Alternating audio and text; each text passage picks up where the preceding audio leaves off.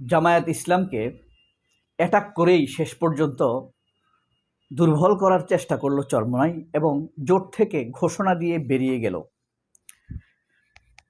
এক কথায় যদি আপনাকে প্রশ্ন করা হয়, চরমোনাই এই সমঝোতা জোট থেকে যে বেরিয়ে গেল তার কারণ কি বলে আপনার কাছে নির্দিষ্ট হয়েছে? নিশ্চয়ই আসনের কারণে।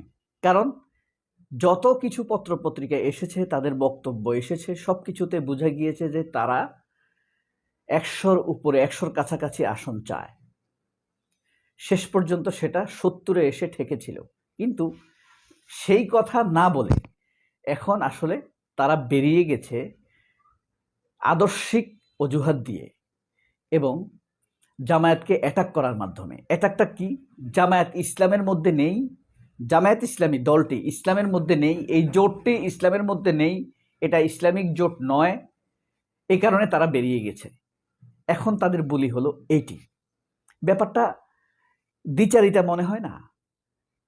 সমঝোতা হয়েছে কিন্তু ভোটের জন্যই, এবং তারা বলছে, এখন বলছে যে ইসলাম না থাকার কারণে তারা বেরিয়ে গেছে। আমরা যদি তাদের মুখ থেকে একটু শুনি, আসুন আমরা একটু শুনি, ধৈর্য ধরে।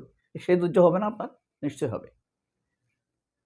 এই যে যাকে দেখতে পাচ্ছেন, তিনি ইফতেখার শাহ, মানে শাহ ইফতেখার তারিক। দেখেন তিনি কি বলছেন। এই তিনটা উদ্দেশ্যের কথা সেখানে বলা হয়েছে। সেখানে কোথাও কি ইসলাম আছে? এটা যখন আমরা উপলব্ধি করতে পারলাম যে ইসলাম এখানে অপাঙ্ক্তেয় মনে হচ্ছে আমাদের কাছে, তখন আমাদের আদর্শিক জায়গা থেকে আমরা ভিন্ন অবস্থান গ্রহণ করতে বাধ্য হয়েছে।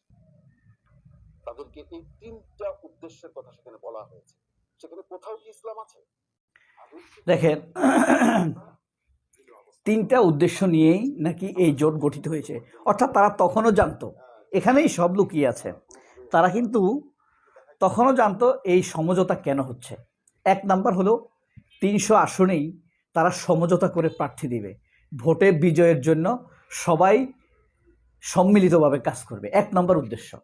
দ্বিতীয় উদ্দেশ্য হলো জুলাই ধারণ করে ইনসাফের উদ্দেশ্যে তারা কাজ করে যাবে।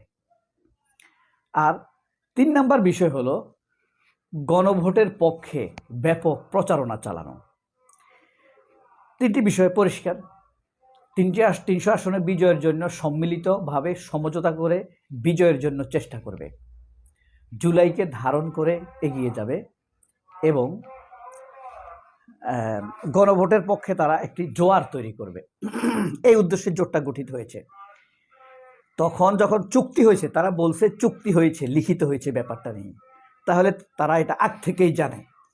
এখন তারা যখন বেরিয়ে যাবার সময় হয়েছে, যখন তাদের প্রত্যাশিত আসন পাচ্ছে না, এখন তারা এসে সেখানে নতুন করে বলছে ইসলামের আদর্শ না থাকার কারণে, ইসলাম না থাকার কারণে, ইসলাম অপাঙ্ক্তে হওয়ার কারণে তারা এই জোট থেকে বেরিয়ে গিয়েছে। গতকাল রাতে এখন টিভির নির্বাচনী ট্রেন আলোচনায় চরমোনাইয়ের সাংগঠনিক সম্পাদক শাহ ইফতেখার তারিক স্পষ্টভাবে কথা বলেছেন। আলোচনায় সে ভদ্রতার পরিচয় দিয়েছে, এটা ঠিক আছে, সুন্দর আলোচনা করেছে। তবে দেখতে হবে আলোচনার সাবজেক্ট, কোর পয়েন্ট, উদ্দেশ্য, অজুহাত। এই জিনিসটিতে স্পষ্ট হয়ে ওঠে তারা কেন জোটে এসেছিল, কেন জোট থেকে বেরিয়ে গেল। আর এই সব কিছুকে একইভাবে ধারণ করার জন্য ওয়ান বক্স পলিসিতে যাওয়ার চেষ্টা করছিল তারা। অর্থাৎ যারা ইসলামের পক্ষে ভোট দিতে চায় তারা একই বাক্সে ভোট দিবে। এতে করে বোঝা যাবে এদেশের মানুষ কত পার্সেন্ট ইসলামকে চায়। এখানে কোর পয়েন্ট হিসেবে একটি পয়েন্ট এনেছে জামায়াতের আমির তাদের সাথে আলোচনা না করে এনসিপিকে নিয়েছে। আবার এনসিপিও কিন্তু এই কথা বলেনি। এনসিপি বলছে আমাদের সাথে আলোচনার সময় চরমোনাইয়ের প্রতিনিধি ছিল। তাইলে খটকাটা কোথায়? জামায়াতও বলছে প্রতিটি আলোচনা এবং সিদ্ধান্ত গ্রহণের ক্ষেত্রে এনসিপির প্রতিনিধি ছিল। তাহলে গ্যাপটা কোথায়?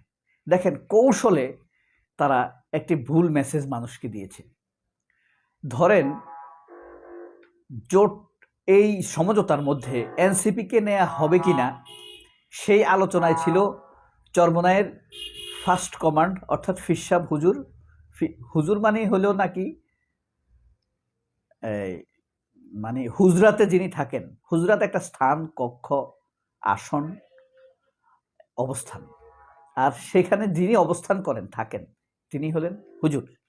তো এই কারণে হুজুর বলি, অনেকে বলছে হুজুর বলা ঠিক না, হুজরাতে যিনি থাকেন তিনি হুজুর, হুজরাত ধারক।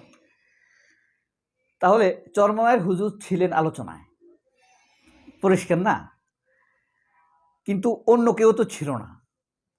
তো তারা মানে ধরেন ফজলুল করিম হুজুর, রেজাউল করিম হুজুর ছিল আলোচনায়, ফজলুল করিম